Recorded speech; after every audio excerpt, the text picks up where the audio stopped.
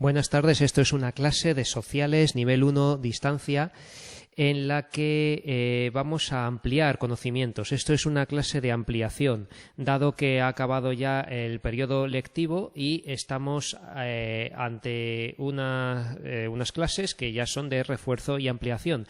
De refuerzo, como esto es distancia, únicamente tienen que ver los vídeos grabados y estudiar los apuntes. O sea, no procede volver a repetir cosas que ya están explicadas y grabadas.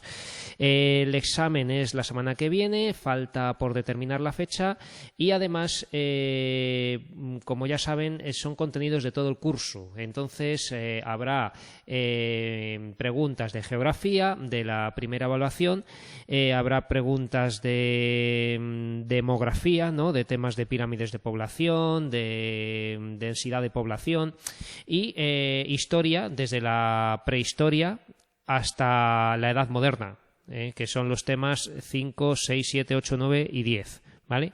Entonces, el examen es muy completo y es para, pues personas que no han hecho nada durante todo el curso o se han encontrado con la situación de tener que presentarse ahora, y espero que puedan aprobarlo. Bueno, entonces, en esta sesión de hoy vamos a hablar de la Reconquista, es decir, volvemos a la Edad Media. Y vamos a ampliar con este libro antiguo, cuya editorial desconozco, que está muy bien. Es un libro quizá de los años 80 o algo así, pero que recoge muy bien los contenidos de los que yo quería hablar en esta sesión. Bueno, entonces, hay aquí unos datos que en el examen no entraban, pero que nosotros sí que podemos conocer y aunque no tengamos que memorizarlos ahora que estamos ampliando, puede que les gusten, que son los reyes y los hechos importantes de la Reconquista. ¿Vale? Entonces tenemos por un lado Castilla y León y por otro lado Aragón y Cataluña. ¿Vale? Aquí Castilla y León y aquí Aragón y Cataluña, ¿no? Entonces, Alfonso VI es muy importante, Alfonso VI, ¿por qué? Porque conquistó Toledo. No dejarán de ver estatuas o placas o conmemoraciones a Alfonso VI en Toledo. Si van a la ciudad de Toledo, verán en alguna glorieta estatuas del rey Alfonso VI, porque fue el rey castellano que conquistó Toledo. Y aparte, y llevó la frontera hasta el río Tajo. La ciudad de Madrid también, que era una pequeña fortaleza árabe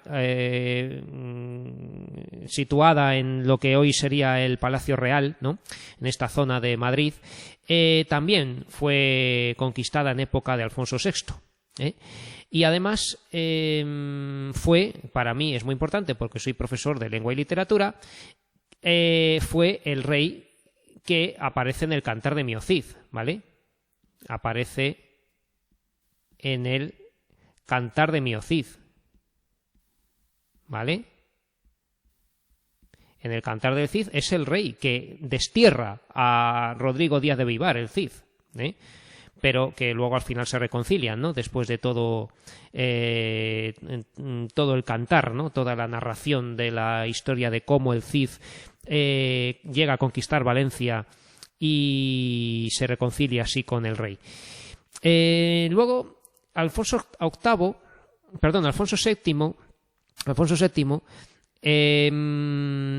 va a ser un rey que repobló la región comprendida entre el río Tajo y Sierra Morena, ¿no? Es un rey que llevó a cabo una empresa, una operación, digamos, de colonización, por así decir, de toda esta zona entre el Tajo y Sierra Morena, ¿no?, que iba siendo arrebatada a los musulmanes. Va a ser repoblada de cristianos, ¿no? Llegarán allí nuevas familias, nuevos colonos, por así decir. No está bien empleada la palabra colonos porque eso es para referirnos a territorios indígenas o de América, pero sí, digamos, que se producían asentamientos de cristianos en este territorio entre el Tajo y Sierra Morena. Alfonso VIII es muy importante y vamos a hablar hoy de él. Alfonso VIII es el que frenó la invasión almohade en la batalla de las Navas de Tolosa, ¿vale?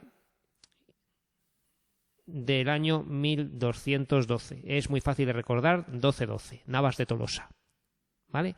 Va a ser el responsable, digamos, de que la reconquista cristiana pudiera continuar, porque de no haber sido por Alfonso VIII, quizá Al-Ándalus, el territorio árabe, habría vuelto a crecer a costa de territorios cristianos, ¿no? Y bueno, se habría perdido lo conquistado por Alfonso VI, ¿vale? Fernando III el Santo es muy importante porque conquistó el Valle del Guadalquivir, ¿no? Ya conquista Sevilla, ¿vale? Conquista la ciudad de Sevilla y además es el que une Castilla y León, que hasta entonces eran reinos separados, ¿vale? Entonces, con Fernando III el Santo, finalmente, por fin, el reino de León y el reino de Castilla se unen bajo un mismo rey, ¿vale? Y luego todo el mundo sabe, todo el mundo conoce a Isabel la Católica, ¿vale? De 1474 a 1504, ¿no? Que conquistó Granada, que finaliza la reconquista, ¿vale? Termina la reconquista conquistando Granada. Y que, bueno, y que su casamiento con Fernando de Aragón, Fernando V de Aragón, que era el quinto en Aragón, puso los cimientos de la unidad de España. No es que España quedara unida ya de repente con Isabel y Fernando, como todo el mundo sabe, sino que se permitió el paso, se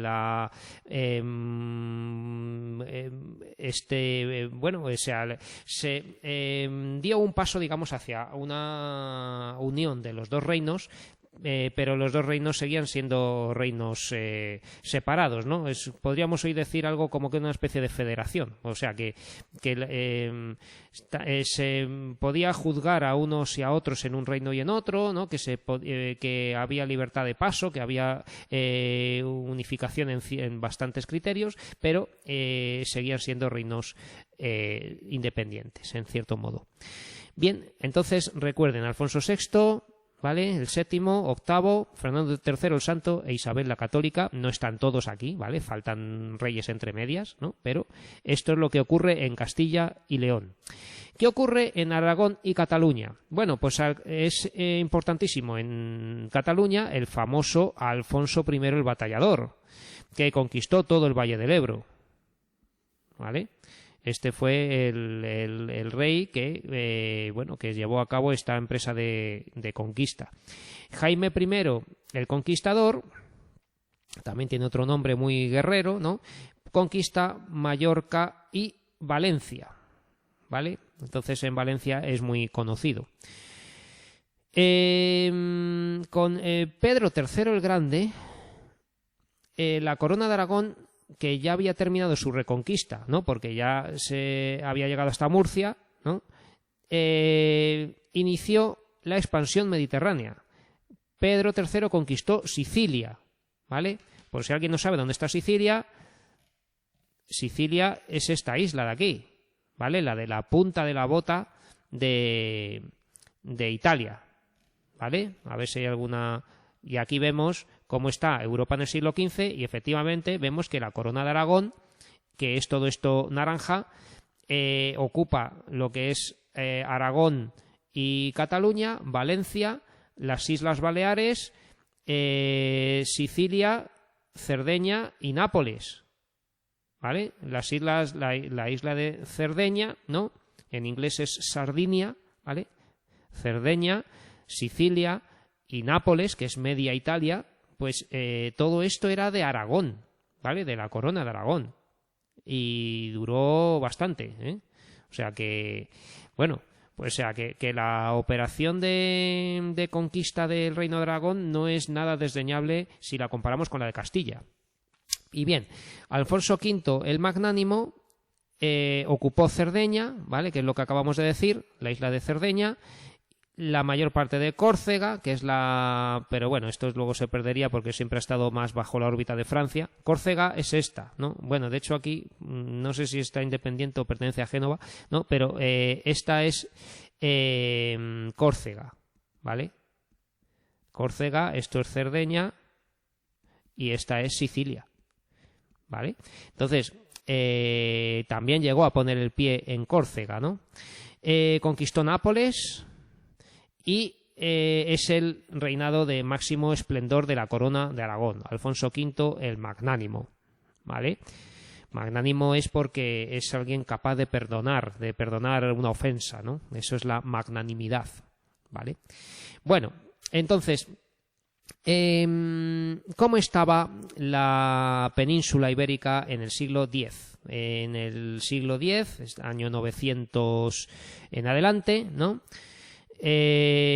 Así estaba, pues yo siempre tomo como referencia el Cantar de Mio Cid, ¿no? Y sabemos que el Cid vivió en el siglo XI, ¿vale? Porque murió en el año 1099, el Cid, ¿vale?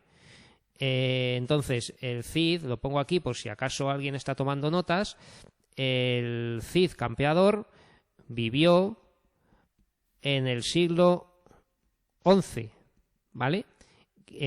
Porque muere, pongo aquí una cruz de que murió en el año 1099, si no recuerdo mal, ¿vale? Conquista Valencia en 1095 y muere en 1099, solo le duró 4 años, Valencia, ¿vale? Entonces, ¿cómo estaba España o España y Portugal, la península, antes del Cid? Pues obviamente... bueno, estaba de una manera parecida. Estaba el Reino de León, el Condado de Castilla. El Condado de Castilla era vasallo de León. Y luego estaba el Reino de Navarra y los condados aragoneses y los condados catalanes, que eran restos todavía de la marca hispánica de Carlomagno, que conquistó esto en el siglo VIII, ¿vale? Bueno, entonces, estamos en el siglo X y la península ibérica está configurada de esta manera. Aquí tenemos las Canarias. Las Canarias no estaban... Bueno, si estaban descubiertas no había todavía españoles en ellas, ¿vale? Las Islas Canarias serán conquistadas en el siglo XV, en el momento previo al descubrimiento de América, también con los reyes católicos, ¿no? O sea que las Islas Canarias son relativamente modernas respecto a lo que ocurre en la península ibérica, ¿vale? Bueno, entonces, la Reconquista es la lucha de los cristianos españoles, la lucha que los cristianos españoles mantuvieron contra los musulmanes para recuperar el territorio peninsular. De esto ahora se ha hablado mucho porque no dicen que no está bien dado el término de reconquista, que parece muy antiguo, de una mentalidad conservadora, que es una que no era una reconquista porque no les quitaron el territorio, porque luego los que habitaban en estos reinos ya no eran visigodos, ¿no? O sea que, claro, porque ¿qué había antes? Visigodos, ¿no? En España. Después de los romanos están los visigodos, llegan los árabes, los musulmanes conquistan todo y de los restos de visigodos, de cristianos que había, hispano-romanos visigodos, vamos, visigodos eran una élite nada más de militar, no mandatarios porque lo que había en España desde siempre eran romanos. Nosotros somos romanos, los españoles somos romanos que nos hemos desconectado de Roma y hablamos una especie de latín que ya no es latín sino español, ¿vale? Entonces, lo que quedaba aquí en Oviedo y en la zona norte, en Cantabria, eran cristianos hispano-romanos con algunos visigodos. Bien, pues a partir de la batalla de Covadonga, de la que hablaremos ahora, en el año 718 comienza la Reconquista. Y esta Reconquista dicen que no se debe llamar Reconquista porque ya no son los mismos, no son visigodos, ya no son reinos de los godos, ¿vale? Pero son cristianos, ¿vale? Entonces, si nos atenemos a un criterio de cultura y religión, yo creo que está bien dado el nombre de Reconquista, porque esto era un territorio cristiano católico, con una lengua que era el latín vulgar, y además se iba ya acercando al castellano, y ahora va a avanzar de nuevo sobre el mismo territorio. Entonces yo lo voy a llamar Reconquista, ¿vale? La Reconquista es la lucha que los cristianos españoles mantuvieron contra los musulmanes para recuperar el territorio peninsular. Duró casi 8 siglos. Comenzó con la batalla de Covadonga, en el año 718. Hay quien pone otras fechas, ¿vale? En internet podéis encontrar el año 722 y no sé si hay otros, ¿vale? Porque es una batalla semilegendaria, no hay documentación clara para poderla fechar exactamente. Y terminó con la conquista del Reino de Granada, realizada por los Reyes Católicos en 1492, de lo que hemos hablado anteriormente, ¿vale? Aquí hemos dicho que Isabel la Católica, con Fernando de Aragón, conquistaron Granada, ¿vale? La Reconquista se desarrolló en dirección norte-sur, ¿vale? No hace falta poner norte con mayúscula, se puede escribir con minúscula, norte y sur, y se alternaron largos periodos de paz con otros de guerras. Las cordilleras y los ríos marcaron las fronteras de los principales avances cristianos. Sí, sobre todo los ríos. Aquí, como podemos ver en este mapa del siglo X, ¿vale?, cómo estaba la península ibérica en el siglo X, efectivamente el Duero, el río Duero que está aquí, marca exactamente, perfectamente, la frontera del Reino de León, ¿vale? Y aquí está Zamora, ¿vale? Que es muy importante, la ciudad de Zamora, ¿vale? Porque fue señoreada por Doña Urraca y tiene que ver con el Cantar de Mio Cid también, ¿vale? Bueno, no el Cantar de Mio Cid, sino los romances del Cid, ¿vale? Los romances del ciclo del Cid. Y bueno, pues claro, luego el Ebro para Aragón también será una frontera muy significativa, ¿no? Y luego, como hemos dicho, Alfonso VI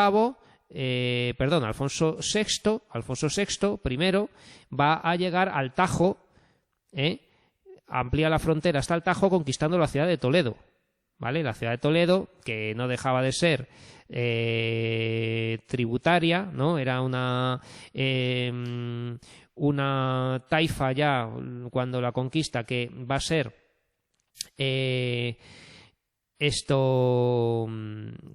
va a dejar de pagar parias ya, entonces al conquistarla pues ya no la conquistan, pudiéndola haberla conquistado antes, porque pagaba parias, los impuestos a los cristianos. Entonces por eso se alargó tanto también la Reconquista, porque con las expediciones que hacían los cristianos contra ciudades musulmanas, se les pedía, habiéndolas vencido, que pagasen impuestos muy cuantiosos, significativos, ¿no? Entonces esos impuestos que iban pagando a León, a Burgos o a los reinos catalanes, lo que fuera, esos impuestos valían para aguantar años y años ahí sin tener que conquistarlos, ¿no?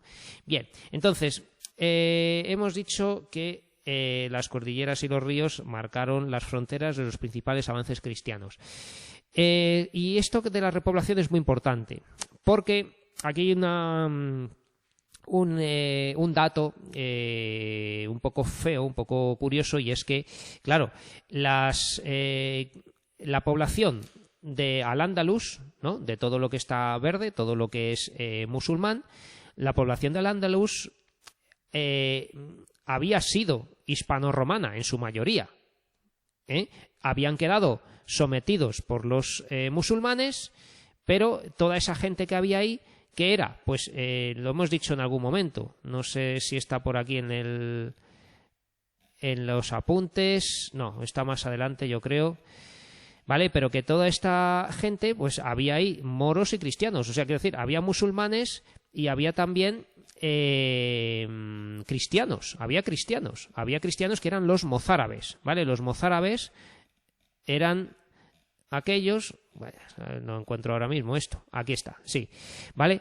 En el Al-Ándalus había mozárabes, que eran los cristianos en territorio árabe. Es decir, cristianos que se habían mantenido cristianos a pesar de quedar bajo la órbita de los musulmanes, ¿no?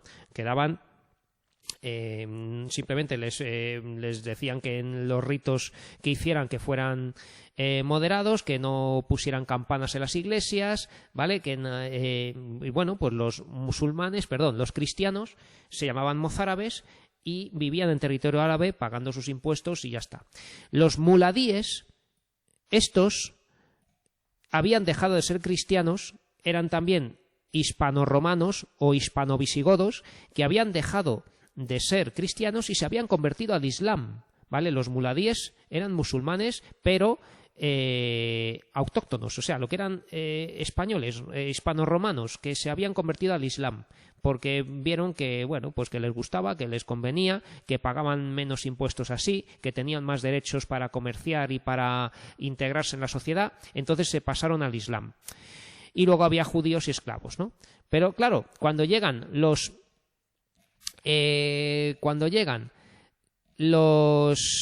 conquistadores de la Reconquista, llegan aquí los guerreros de León, de Castilla, ¿no? Y se encuentran con los mozárabes y los muladíes. No crean ustedes que les iban a decir, bueno, pues os liberamos del yugo árabe. No, o sea, les quitaban las casas también y la tierra. O sea, decían, no, si estabais aquí es que no erais de los nuestros, ¿no? Entonces, claro, se le expropiaba a la gente de su tierra y de sus casas y se les daba a los que venían de los reinos cristianos, de León, de Castilla, de Navarra, de lo que fuera, ¿vale? Entonces, dice aquí, repoblación de los territorios conquistados. Con la invasión de los musulmanes, muchos cristianos del interior de la península huyeron al norte de España, ¿vale? Donde comenzaron los primeros núcleos de resistencia. Y otros se dirigieron al sur, donde podían participar de una economía más próspera. En el interior de la península disminuyó considerablemente la población. Esto es importante porque es verdad que muchos cristianos huyeron al norte de España, ¿no? Con la invasión de los musulmanes, mientras que otros se dirigieron al sur, donde podían participar de una economía más próspera, porque claro, en Córdoba, Sevilla, Granada, ¿no? Todas estas ciudades eran muy prósperas de economía, entonces se iban para allá y se integraban en la sociedad, se harían seguramente muladíes, ¿no? Bueno, pues por ello, tras la conquista de un nuevo territorio, los reyes cristianos se preocupaban de su repoblación para asegurar esa misma conquista. Claro, y ahí es donde viene que se hicieran tantas iglesias. El arte románico, ¿no? Que cuando vemos que una iglesia románica está en medio del monte, en medio de la nada, ¿no? Pues dicen, ¿por qué hicieron una iglesia aquí? Pues para marcar el territorio, por así decir, ¿no? Porque así esa iglesia pues podía convertirse en parroquia, ¿no? Si se edificaban más casas alrededor y ahí se bautizaba la gente y eso ya se convertía en un pueblo, ¿no? En una población, ¿vale? Entonces así se repoblaba todo el territorio, ¿vale? Y dice que hubo dos tipos de repoblación: repoblación real y repoblación señorial. El rey, dueño de las tierras, la repoblación real es la de que el rey, dueño de las tierras reconquistadas, otorgaba el derecho de propiedad a los campesinos que se asentaban en ellas. Entonces, simplemente es que todo lo conquistado o reconquistado quedaba a disposición del rey para que lo administrase. Y el rey concedía, digamos, simplemente concedía estas tierras a los campesinos que se iban asentando en ellas. Y dice que así se repoblaron Galicia y la meseta norte en los primeros siglos de la Reconquista. ¿vale? En los primeros siglos de la Reconquista. La repoblación señorial es la que realizaron los nobles, los señores feudales, ¿vale? La repoblación señorial fue la realizada por los nobles a los que el rey concedió grandes extensiones de los territorios reconquistados. Entonces, es como si fueran unos intermediarios. El rey, en vez de administrar directamente las tierras reconquistadas, se las da a los nobles y los nobles son los que ya hacen lo que quieran con ellas, las conceden a los campesinos, si es que se las conceden, o simplemente se las dan a otros nobles más pequeños o algo así, ¿vale? Este sistema fue el que se utilizó para repoblar gran parte de Cataluña y del centro y sur de la península, que ya fue una repoblación señorial, ¿vale? Y dice, estos dos sistemas de repoblación dieron origen al predominio de minifundios, ¿vale? Predominio de minifundios, que son pequeñas propiedades de tierra en el norte de España, y de latifundios en el sur. Y así sigue siendo hoy en día, con muchas parcelas y muchas fincas que son muy pequeñas en el norte y muy grandes en el sur, ¿vale? Y aquí vamos a ver este mapa, que es estupendo, donde vemos, bueno, no se ve exactamente aquí porque esto es un proceso de 2 siglos o por ahí, ¿vale? Porque dice, sí, efectivamente, desde las Navas de Tolosa hasta los Reyes Católicos. Entonces, aquí tenemos las fechas, desde 1212 a 1492, ¿vale? De las Navas de Tolosa, que es el año 1212, a 1492, que es el final de la Reconquista, ¿vale? Bueno, los Reyes Católicos empiezan en 1474, si no recuerdo mal, ¿vale? Y cambia poco la cosa, simplemente es que queda por conquistar Granada y lo demás está igual, ¿no? Entonces vemos aquí una cosa muy importante, que es la unión de Castilla y de León, ¿vale? El Reino de León ya había llegado desde el Duero hasta el Tajo. El Reino de Castilla, que empezó siendo condado, también ha pasado el Duero y ha pasado el Tajo y ha llegado hasta el Guadiana, ¿no? Aquí está el río Guadiana, ¿vale? Vamos a marcarlo para que vean por dónde va el Guadiana, ¿vale? Por aquí, por Badajoz, ¿no? Y en fin, ¿vale? Pues y claro, este reino va a ser el más potente de la península, el reino de Castilla, ¿no? De Castilla y León, ¿vale? Ya encima unidos, Castilla y León, esto sí que fue una unión total, ¿no? No como la de Aragón y Castilla, que fue una unión más simbólica. Aquí vemos con los colores, ¿no? Las flechas rojas son las expansiones castellanas que van a llegar al Guadiana, ¿no? Del Reino de León, y ya veremos con Fernando III el Santo, que es el que realiza la unión de Castilla y León. Se va a conquistar el valle del Guadalquivir, ¿vale? El río Guadalquivir, aquí está, Córdoba, Sevilla, ¿vale? Va por aquí el río Guadalquivir y sobre todo la ciudad de Sevilla, que era una joya, ¿no? Y con la famosa batalla del Salado, ¿vale? También. Bueno, entonces, ¿qué pasa en Portugal? Portugal ya se había independizado. Portugal es un reino que se fragmenta del Reino de León, ¿no? Y va ya por su cuenta haciendo su reconquista. Entonces vemos cómo se aproxima próximamente, ¿no? A las fronteras actuales el Reino de Portugal, y llega hasta la zona del Algarve, ¿no? Aquí al cabo de San Vicente y de todo, ¿vale? Y además va a empezar a hacer sus colonias en África, el Reino de Portugal. El Reino de Aragón, la Corona de Aragón,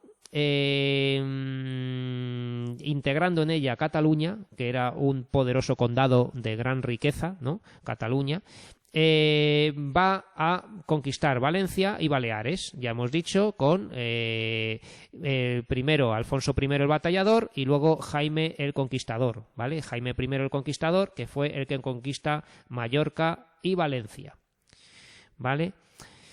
Y con Pedro III el Grande, que va inmediatamente después de Jaime I el Conquistador, es cuando se expande a Italia, cuando va a conquistar Sicilia, ¿vale? Y luego Nápoles y Córcega, que ya será con Alfonso V el Magnánimo, que ya es del siglo XV. Y así va a quedar España como uno de los reinos o conjunto de reinos, porque Aragón y Cataluña y Navarra todavía seguirán por separado, más potentes de Europa. Y esto ya dará lugar al Imperio Español. Bueno, aquí vemos una imagen del monasterio de San Pedro de Roda de Gerona. Y nos vamos a ver un poco la iglesia, ¿vale? La iglesia fue depositaria del saber medieval, como dice aquí, y vamos a leerlo. La iglesia desempeñó una importantísima misión en la Edad Media. Por una parte, debemos considerar su gran poder político y económico. Los obispos y abades poseían feudos y vasallos, ¿no? Porque tenían gran poder político. Era propietaria de tierras y de otros bienes materiales. Además, su riqueza se incrementaba con las donaciones y limosnas de los fieles cristianos que iban desde una persona normal o humilde hasta un noble o un rey que daba grandes donaciones. O sea, una iglesia, un monasterio y una iglesia, una institución, un obispado, se enriquece mucho con acuerdos con reyes y nobles. ¿De acuerdo? Los campesinos, amenazados muchas veces por el hambre, los impuestos y las epidemias, hallaron consuelo en la religión cristiana. Vale, estaban adoctrinados para que temieran a la muerte, al castigo después de la muerte y esas cosas, y los campesinos pues empezaban a ir poco a poco más a la iglesia. No iban tanto a la iglesia como se nos hace creer, ¿vale? La literatura nos da pruebas de ello, porque cuando tenemos tanta literatura religiosa para adoctrinar al pueblo, es que el pueblo no estaba adoctrinado, es que el pueblo no iba a la iglesia. ¿De acuerdo? Es una prueba. Si tenemos un cartel que pone prohibido fumar, es que la gente quiere fumar ahí, ¿no? O sea, cuando se insiste en algo, es que algo pasa. Entonces, cuando la Iglesia se esfuerza tanto en adoctrinar a la gente, es que la gente no es creyente, no iba a la Iglesia. Entonces, va yendo poco a poco cada vez más, porque a lo largo de siglos la Iglesia se ha convertido en una institución muy poderosa. Por otra parte, la Iglesia fue depositaria del saber medieval. Hasta el siglo XIII los monasterios fueron los únicos focos culturales. Disponían de amplias bibliotecas, ¿vale? Hasta el siglo XIII los monasterios fueron los únicos focos culturales. Disponían de amplias bibliotecas, o no tan amplias. A veces la biblioteca de un monasterio era una simple hornacina en la pared, un armario. Pero bueno, tener 20 o 30 libros, eso ya era un tesoro, ¿eh? Al amparo de iglesias o monasterios se fundaron las primeras escuelas, ¿vale? Se fundaron las primeras escuelas, vamos a poner que sí, al amparo de iglesias o monasterios. Su objeto inicial era instruir a clérigos y monjes. Lo más importante era enseñar a los suyos para que fueran miembros de la iglesia, ¿no? Hay que tener en cuenta que hasta el siglo XIII la nobleza tenía a gala el no saber leer ni escribir, puesto que su único oficio era la guerra. Salvo los nobles que sí que se emplearon en aprender y además a acaparar libros y obras literarias para su engrandecimiento, ¿no? Y luego escribir sus propias obras, ¿no? Como el infante don Juan Manuel, ¿vale? Vamos a ver algunos autores. Infante don Juan Manuel, ya sabemos por literatura, ¿no?, que era el autor del famoso libro El Conde Lucanor, ¿vale? El Conde Lucanor es una obra literaria y esto es del siglo XIII, ¿vale? El infante don Juan Manuel, ¿vale? Otros escritores sería el canciller López de Ayala, a ver si no me equivoco con el segundo.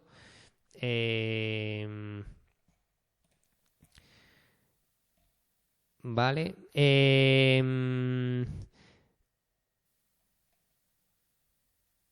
Sí, vale, que bueno, pues que también escribió sus obras literarias, ¿vale? Luego también otros autores podría ser pues el propio Marqués de Santillana, Íñigo López de Mendoza, ¿no?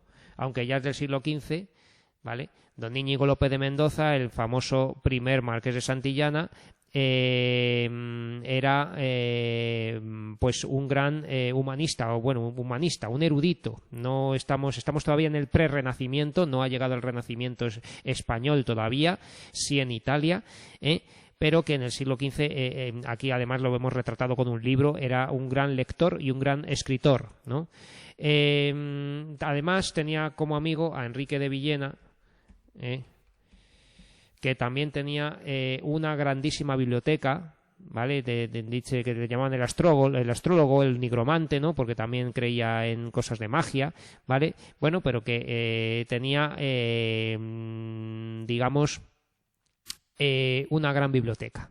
Vale, entonces, en general, los nobles eran analfabetos, no sabían leer ni escribir porque su oficio era la guerra, pero sí que había algunos nobles, sobre todo ya en el siglo XV, que sí que leían y escribían porque se distinguían con eso. Vale, y dice aquí, ya llegamos a la Baja Edad Media, ¿vale? Recordemos que la Alta Edad Media es, vamos a ponerlo aquí, Alta Edad Media sería los siglos pues del siglo V a, yo qué sé, al siglo XII o XIII, ¿vale? Y la Baja Edad Media ya sería los siglos XIV y XV, ¿vale? Siglos XIV y XV son los de la Baja Edad Media, cuando ya va ascendiendo la burguesía, cuando llega el prerrenacimiento, ¿no?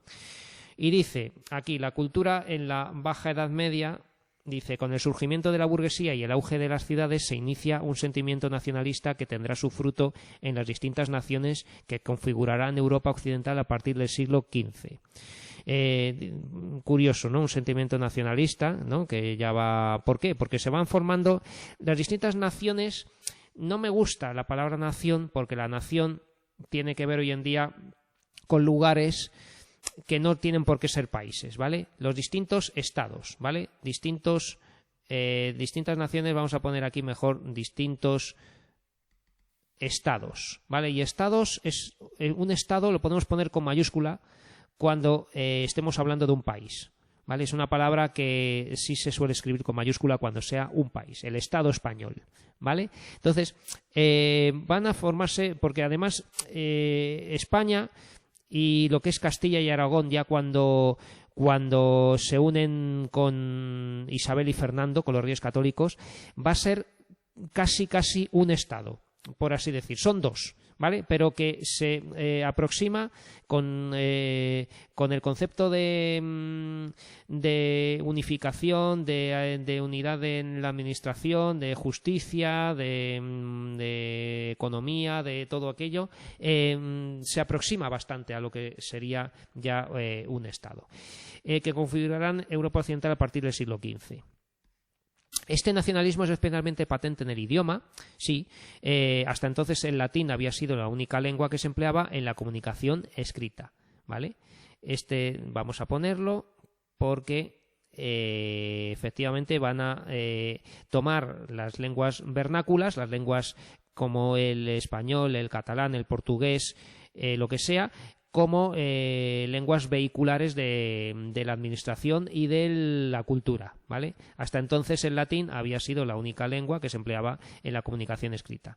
A partir del siglo XII, las obras literarias serán escritas en lenguas romances, ¿vale? Las lenguas romances son las lenguas derivadas del latín. Romances viene de Roma, ¿vale? Del Imperio Romano. Entonces, son las lenguas romances, idiomas derivados del latín. O en las anglosajonas, en los países anglosajones, ¿vale? En ellas se ensalzará a los héroes particulares de cada reino, ¿vale? Recuerden, sí, en Gran Bretaña pues se empezará a usar la lengua inglesa, claro. En el siglo XIII se fundaron las primeras universidades. verdaderos centros del saber europeo medieval. En España van a tardar un poquito más, ¿vale? Los estudios universitarios se iniciaban en la Facultad de Artes y posteriormente se podían realizar estudios de filosofía, teología, medicina y derecho. Los grados de la enseñanza en las universidades eran los de bachiller, maestro y doctor, ¿vale? Cuando se habla de un bachiller, no es como ahora que alguien que tiene el bachillerato, sino que un bachiller en la Edad Media y en el Renacimiento era una persona que tenía un título universitario ya, ¿eh? Entonces, empiezan las universidades, ¿vale? En Europa, pues Bolonia, ¿no? Bueno, en fin. En España, la primera universidad, ¿vale? Primera universidad en España es la de Palencia, ¿vale? Y las siguientes, así conocidas, ¿vale? Sería la de Salamanca, la Universidad de Salamanca, y vamos a mencionar la de Alcalá de Henares por estar aquí en Madrid. Y digo de Castilla, ¿vale? He puesto España, pero me estoy refiriendo a Castilla y León. Desconozco qué universidades fueron las primeras en el Reino de Aragón y en Cataluña. Seguramente fueran anteriores, porque son territorios más avanzados en la Edad Media. Los libros se convirtieron en el instrumento básico de trabajo para la universidad. En ella se desarrolló el método escolástico, ¿vale? Los libros se convirtieron en instrumento básico y se desarrolló el método escolástico, que consistía en leer un texto determinado, discutirlo y elaborar una conclusión definitiva. El método escolástico tuvo en Santo Tomás de Aquino su más destacado representante. Santo Tomás de Aquino es el patrón de los profesores, ¿no? En general fueron las órdenes religiosas de los franciscanos y los dominicos las que aportaron el mayor número de profesores a las universidades. Recuerden que las órdenes monásticas, ¿vale? Órdenes monásticas, primero, las más antiguas son las de los monjes de San Benito, los benedictinos, ¿vale? Los benedictinos son los de la Orden de San Benito, los monjes negros, los más antiguos, los de toda la vida, ¿vale? Luego estuvieron los de la Orden del Cister, ¿vale? Cistercienses,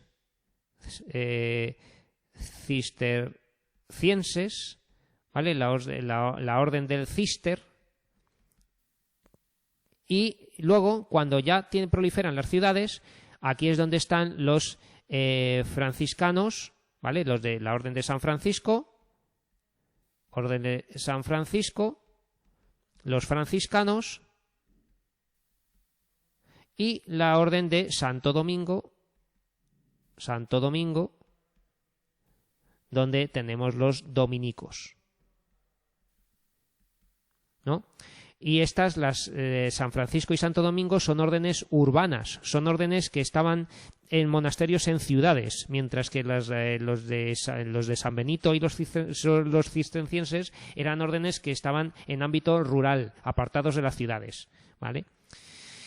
Bueno, hay muchas más, he dicho estas 4 por decir una, pero vamos, hay que decir los agustinos de San Agustín, bueno, en fin, y de monjas también, las del Carmelo, en fin, los carmelitas, etcétera. Vale, el arte románico ya lo vimos en el tema de la Edad Media, porque esto sí entraba en el examen, entonces no lo voy a repetir. Recordemos que una iglesia románica es pequeña, bueno, no tiene por qué ser tan pequeña, pero no tiene una elevada altura, no es demasiado alta. Las ventanas sí que son pequeñas y tienen poca luz dentro, y tiene como bóvedas la bóveda de medio punto o de medio cañón, bóveda de cañón, perdón, el arco de medio punto, arco de medio punto, El arco de medio punto es el arco que es así, ¿vale? Que si lo prolongamos longitudinalmente se convierte en la bóveda de medio cañón.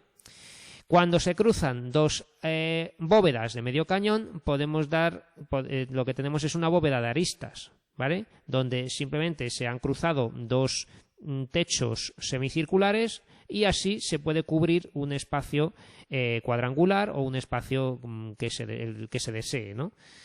Y aquí pues tenemos la forma, la planta de una iglesia románica con una iglesia románica que tenga crucero, ¿vale? Porque no tiene por qué tener crucero. Una iglesia románica puede ser simplemente una nave así, ¿vale? Y eso sí, puede tener un ábside y ya está, ¿vale? Pero que aquí tiene crucero porque la han hecho de cruz latina, ¿no? Una iglesia típica.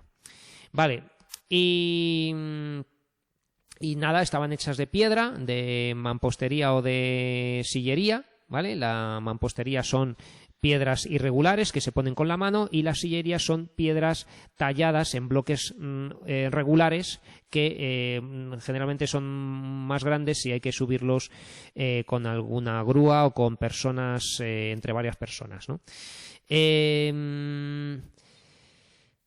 Tenían 2 o 3 naves, aquí claro, las naves que son, pues ya vemos aquí, estos son 3 naves, ¿no? Las naves son las secciones, digamos, separadas por pilares que distribuyen el espacio rectangular de la planta, ¿vale? Y luego tenían ricas pinturas, a veces en las paredes, y escultura también, sobre todo en los capiteles de las columnas, etcétera, en los tímpanos de las puertas, ¿no? Etcétera.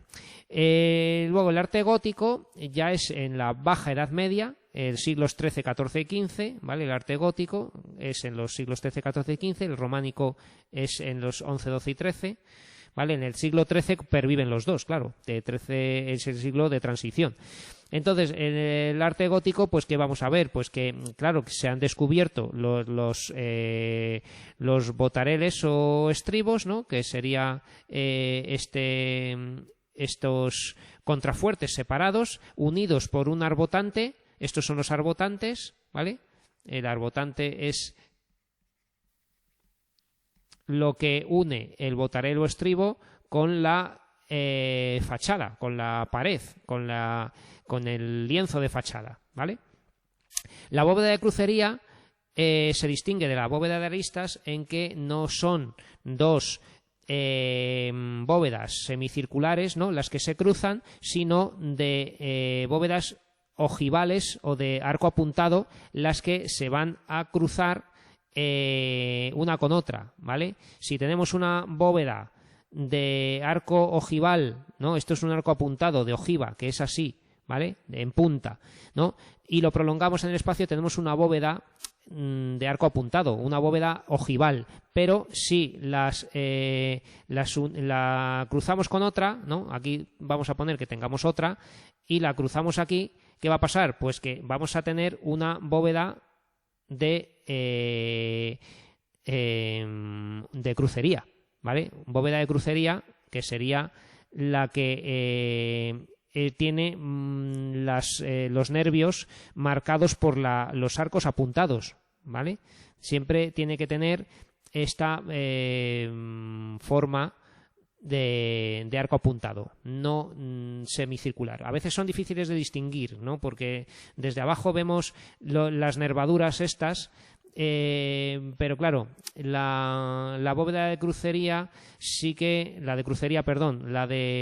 bóveda de crucería marca más los plementos, ¿no? Los plementos son las secciones de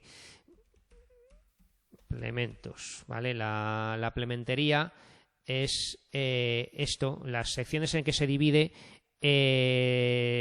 una bóveda cuando lo vemos desde abajo, ¿no? Aquí vemos plementos en terceletes, o sea que están divididos muchísimas veces, ¿no? Porque tienen muchos nervios que los cortan entre sí, ¿vale? Pero vamos a ver más imágenes.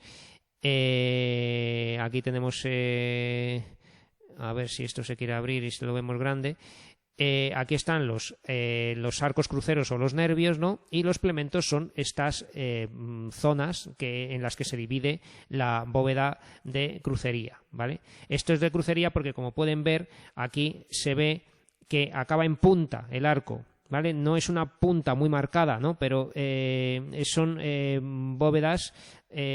arcos ojivales los que determinan esta bóveda de crucería. Bien, y nada, y lo que hay en el arte gótico son vidrieras, no pinturas, ¿vale? Sí que va a haber pinturas en los retablos del altar mayor, pero no hay pinturas en las paredes como en el arte románico, que sí tenían, ¿vale? Lo que va a haber son grandes ventanales con vidrieras, el rosetón y las ventanas, por así decir, con vidrieras, ¿vale?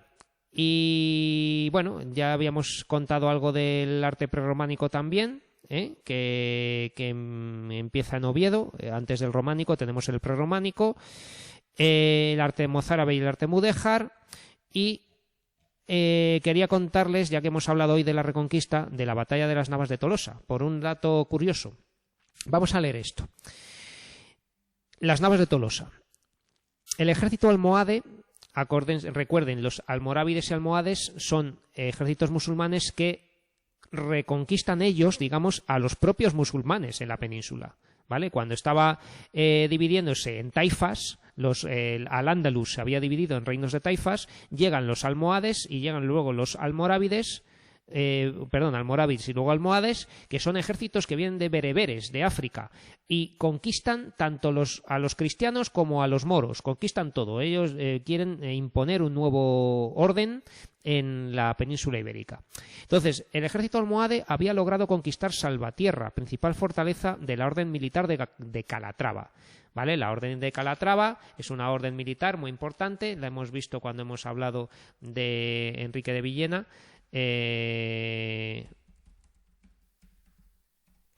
Aquí vemos el famoso símbolo. No era de Enrique de Villena la orden de Calatrava, sino de otros.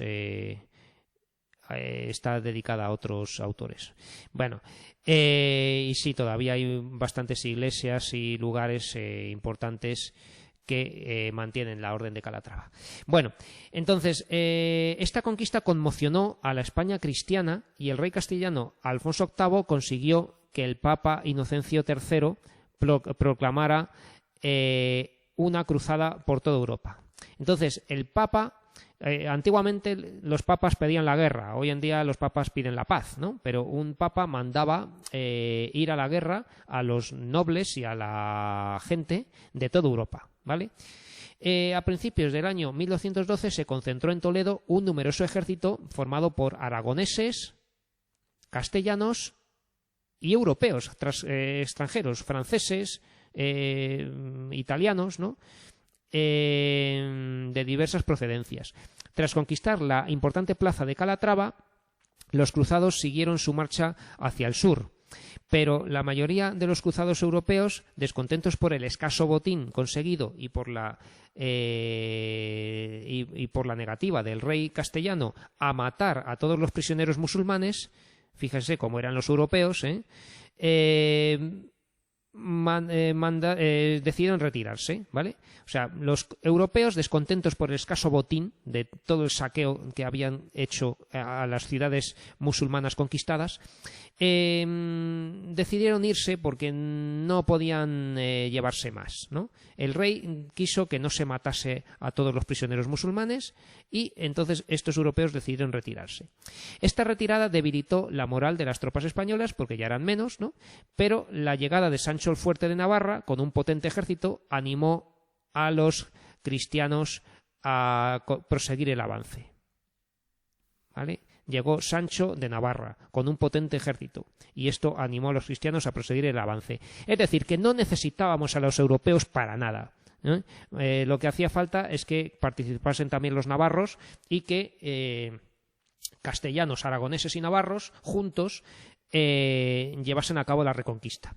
¿Vale? Mientras los 3 reyes cristianos deliberaban sobre el modo de atravesar los estrechos desfiladeros de Sierra Morena, también guardados por los almohades, se presentó un pastor de la zona, el cual les mostró un paso secreto por donde los cristianos podían cruzar. O sea, los cristianos consiguieron una buena posición estratégica, ¿no?, para luchar contra los almohades gracias al descubrimiento de un paso por las montañas que no estaba vigilado por los musulmanes. Las defensas almohades resistieron el primer ataque de las tropas cristianas, pero el rey Alfonso VIII, jugándose el todo por el todo, atacó con todas sus reservas y logró desbordar las líneas musulmanas. Se inició una desbandada de los almohades y solo luchó con bravura la guardia personal del emir, ¿vale? Se inició una desbandada de los almohades y solo luchó con bravura la guardia personal del emir, encadenada a la tienda del jefe almohade, para que no huyeran los moros. Tenían a sus mejores guerreros encadenados para que así no pudieran irse, ¿no? Estaban condenados a luchar hasta morir. Finalmente, el rey navarro terminó con esa resistencia, ¿vale? El rey navarro, Sancho el Fuerte de Navarra, acabó con esa resistencia. La gran victoria de las tropas cristianas españolas inició la decadencia definitiva del poder musulmán en la península ibérica, ¿vale? Esto es la batalla de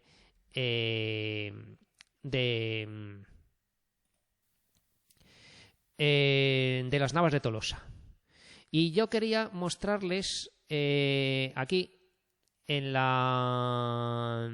que en el monasterio de las Huelgas Reales de Burgos, ¿vale? Hay un monasterio en Burgos, vamos a poner una imagen para que los sepan dónde está.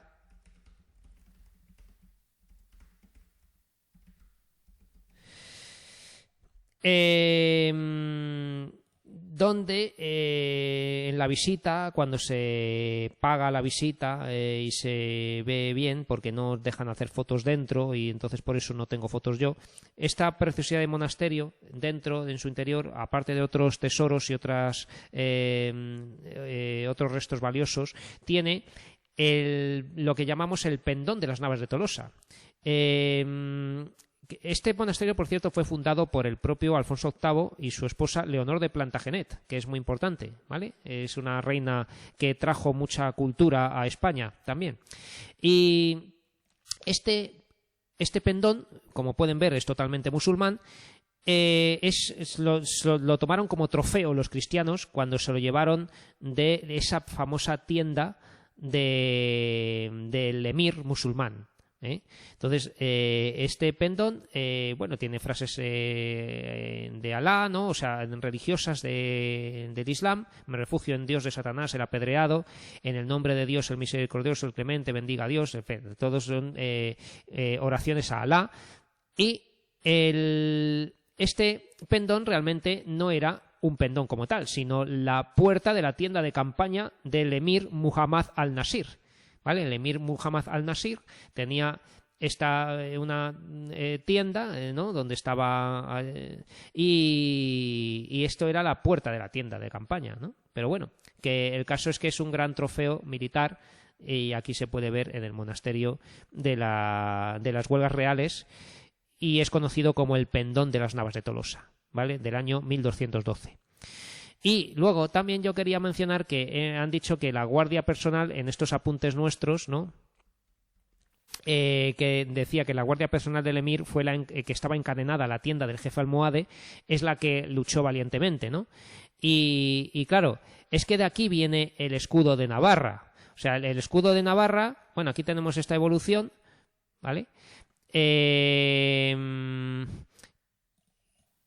Así, esto simbolizaba la tienda y aquí estaban encadenados los guerreros alrededor de la tienda del emir, ¿no? Claro, luego se elaboró, digamos, unir los puntos y tal, y acaba siendo el escudo de Navarra con unas cadenas, y además recordando la esmeralda verde que tenía en el turbante el emir, que siguió, que consiguió Sancho quitándoselo de la cabeza, ¿no? La famosa esmeralda del emir, ¿vale? Entonces, el 16 de julio de 1212, cuando tuvo lugar la batalla, que está en Jaén, las Navas de Tolosa.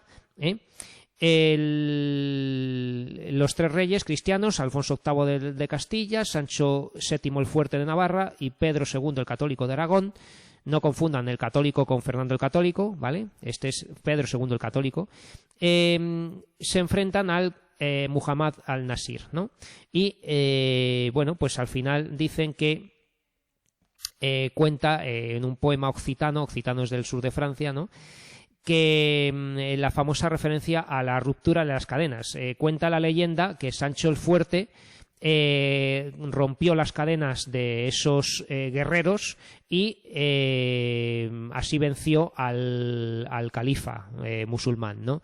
Bueno, a ver, yo creo que cortaría a los guerreros, que es más fácil de romper que las cadenas, pero bueno, el caso es que dice así el poema.